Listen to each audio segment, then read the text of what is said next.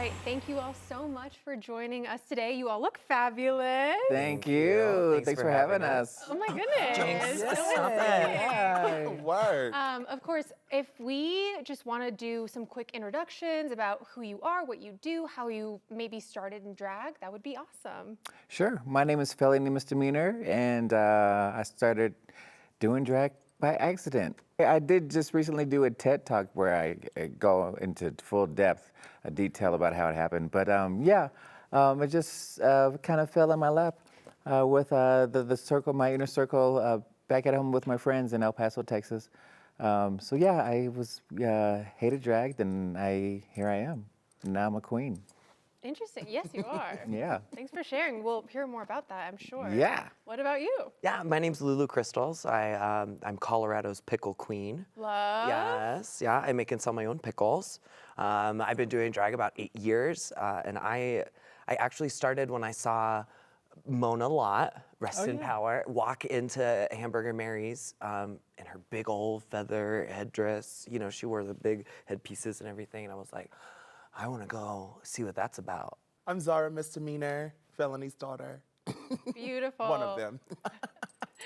I've been doing drag for about 10 years now, and I got into it because of RuPaul's Drag Race. Like, we started watching that, and then I had a friend who did a painting of The Last Supper, but it was all drag queens, and she asked me to be her Jesus, and I got in makeup and stuff like that, and I was like, this is fun. That is so cool. And that's kind of how it started. And I've always been a performer, theater, musical theater. I love that, fellow theater kid. And we're gonna get to RuPaul's and all the drag-centered media in a bit, but I'm curious, you're all now drag queens based in Colorado. What is the Colorado drag scene like? What's it like to be a drag queen here? From an outsider's perspective, it feels very vibrant and ever-growing, but I'm curious, like from a drag queen's perspective, what it's actually like. It's thriving. We have a huge drag scene here. Love. As small as Denver is, we have 1,000,001 drag queens. I think that's more than the population of Denver, right? Yeah, absolutely. But yeah. For sure. Yes. Yeah, we have a huge drag scene, and I feel like we're often overlooked. I feel like people kind of overlook us and are like, oh, Denver, whatever. But we have an incredible drag scene and really great entertainers and performers. And It's so eclectic. Yeah, There are very all much. different kinds of drag and, you know, representation and people to tell their stories. And so it's ever changing and growing. When you all started doing drag, what was the drag scene like? Like, what are some of the biggest changes that you've noticed for yourselves? Even just in the time that I've been doing drag, I see entertainers, you know, sticking up for themselves in terms of knowing your worth, you know, and really creating a stronger culture that way of you know, we work just as hard as anyone else to get paid just as much as anyone else, you know, in the entertainment industry. So that's something that I've seen grow and change. Essentially for the better, too. That's great. Anyone else have anything else to add? I think opportunities, like I feel like drag entertainers are really taking up space. We're going to non-traditional spaces, we're going to non-queer spaces, and we're providing this incredible drag experience. So I feel like that's been the growth since I've been doing it. There's so many more opportunities now than there were before. As there should be. Yeah. And I started 25 years ago, so I've seen a huge change in how drag has come up. So when I started, we didn't have YouTubes and in drag brunches where it's widely accepted like it is now. Right. So it's amazing, and I'm glad to be a part of it still. From what I know about, you know, either the misinformation or the intentional, purposeful spreading of false information about what drag is, it has a lot to do with public perception. What are some of the changes that you've noticed? We've kind of touched on those a little briefly, but how has public perception and how people approach drag, not from drag queens, but how other people approach drag, how has that changed? What a great question. I feel like the curiosity is there, And because there's so many opportunities now to go out and see it, people are able to access it more widely and broadly. And I think that that is helping, like, oh, drag entertainers aren't bad people. I had a really good time. And so they're being able, or having the opportunity to experience what drag is. And drag is love and joy and Absolutely. laughter. Like, it's just a good experience. And the kids too, they're exposed to it now. Yeah, they're love it. They love us. We Let love them love children. it. Yeah, that's another misconception. We love kids. Yeah. 100%, absolutely. I mean, you know, and I think Not that way. not that exactly. Well, and it's exactly that. It's exactly that. It's like on the opposite side of that, though, we see some people who I feel like there's a harder line, a harder divide now, especially with things going on, you know, all over. There's such a people are more emboldened to dislike it. Without knowing anything about us or the art or, you know, I mean, just people that we come across whose lives we change and we don't even realize that.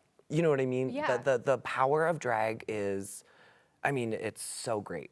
It's inspiring. Yeah. And I think a lot of the media, like shows such as RuPaul's Drag Race and individual queens who have kind of put out their content and grown so exponentially, that has really helped people kind of, you know, open their eyes as to what drag really is, which is beautiful. I'm curious to hear from your perspective how this drag-centered media has influenced, if at all, A, the drag scene, and B, people's perception of drag and queens themselves. I think it has positives and I think it has a couple negatives. I mean, Please. I think the positive part is exactly what Zarah said about opportunities. You know, drag is so widespread now. It's everywhere. Commercials, movies, TV, and On the street. every bar. It's on the street. Literally in the Yeah. streets. Yeah. Yes. But also in a little bit on the negative side, there's an expectation of what drag is based on what people see on TV. I mean, we come across so many people who are like, I've never been to a drag show, but I love RuPaul's Drag Race. You know what I mean? And so Yeah. it's like they're only being fed what they see. One aspect, one Yeah. part of what drag is. Like, Right. I think it's cool that drag is now being considered and viewed as an art form, and I think that helps change things. But yeah, Yeah, the high expectations. that Because, you know, on expectation of- TV show, they have these extravagant costumes. Sure. But, you know, the local girls, we can't afford that. No. You know? And we also aren't just doing an 8-week filming of a show. We're doing this every day. weekend. Yeah. It's your job. It's, Yeah. it's our Yeah. livelihood, our Literally, this sustainability. is That's our full-time job. Yeah. all we do. Exactly. Yeah. So I think from what it's sounding like, there's a lot of still misconceptions, even when people are well-intended and love it. So what are some of those misconceptions? What would you tell people watching about, you know, what drag really is, how queens want to be perceived and, you know, interacted with? I mean, drag isn't about how much money you spend. Period. I mean, it's very that. It's about the entertainment, about the art form. It's not. It's about the community. It's Like, about the that's a huge yes. part of drag, is supporting and elevating our community. Like, we're community leaders, you know what I mean, being drag entertainers. So that's a huge part of it. We are here to take care of our community, and like, especially today with the world and how things are politically in our country, like, we are on the front lines every time we get into face and we go out there and we put on a show. Absolutely. We are here to provide an experience and an escape from the outside world so people can come in and just feel the joy and the love. And That's- people expect that from us too. So that's another side is it's a lot of work. It is. It's a lot of work to make it look easy. Yeah, and I'm sure there are days where you yourselves aren't feeling happy, but you want to make others feel happy. Yeah.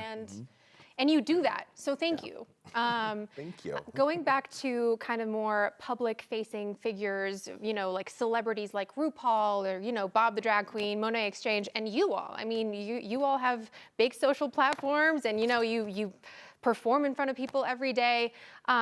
Tell us about some of the inspirations for you in your careers, in your art forms. Like, how have other queens inspired you all in your journeys? Well, for me, being here in the scene for quite a long time, just seeing the drag queens now, these two, but all the drag queens, they inspire me to continue to go. There have been many times that I'm like, I'm tired, I'm over it. But just to see a young girl, oh my goodness, my phone, I did not realize. She's very popular. She's a busy woman. booking. She's a busy woman. Very popular. Okay. Oh my God. But yeah, I'm inspired by the drag queens here in town. Just watching them grow to be who they've always were meant to be, who they've become. Yeah, it's two like these two over here that inspired me to continue to grow, and yeah, it's a good time to watch them do it. Yeah. And it, like Felony was one of the first drag entertainers that I saw perform when I was first getting out into the scene and going to drag shows. Felony was there in these shows, in these big production shows, and doing these really incredible performances and concepts, and so it's really like full circle to be a part of her family and her legacy that she's built, because she was one of the first entertainers that I saw first coming into the scene. That's wonderful. Also, the first drag queen I saw in Denver was Felony. Wow. She hit me on the How head. serendipitous. I know, she hit me on the forehead with a Bible. Oh. Yeah. And what a wonderful way to go. Yeah. And now every time I hear that song, I think of you, by the way. Yeah. Thank you. Yep. Yeah, that's one of my favorites. Yeah, I loved it. I loved it. Is there anything else that you want to highlight about the Colorado drag scene, drag in the world right now? Anything that I missed? Anything that you feel like people should know? I mean, we've said it once already. Zarah said it once, but I mean, Denver gets overlooked, and I don't think people should continue to do that. I mean, I think we have a huge drag scene full of powerhouse entertainers. Really talented now, people. and with that being said, not everyone's going to be on a show like RuPaul's Drag Race, right? Absolutely. But that doesn't mean that we're not like one of the best cities for drag in the nation. Like, we are really bringing it, and I think people should not underestimate us. Doesn't mean we're not Drag Race caliber. Period. Oh, that part. absolutely. Yeah. That part. Absolutely. I mean, and it also goes to say, I mean, we've had winners and contestants on RuPaul's Drag Race. I mean, Well, the Denver track record on Drag Race Is like amazing. top notch. Everyone that's We've been had on the two show. winners, Runner and then up, one winner. runner up. Like, Yes. come on. Yeah. And then we have another one that's going to be on there. We can't say too much, but she's Wait. going to do awesome. Okay, Yeah, like, maybe you can we- tell me off camera. Maybe. Okay. I know. But really I didn't sign an NDA. I didn't say me either. But really know quick, nothing. before we go, what are some of the best spots in Denver for drag? Okay, Champagne Tiger every Sunday. Okay, love. Hamburger Yeah. Mary's. X-Bar. X-Bar, X-Bar, Charlie's Charlie's. Denver. Charlie's Charlie's. always. Yeah, Tracks. Yeah, Tracks is a good time. But yeah, anytime you can find me, how about that? Okay, love. Word. Yeah, there you go. Thank you so much for joining the show. We really, really appreciate it. I love you all, and I can't wait to see you out. Thank you. Thank you. Great.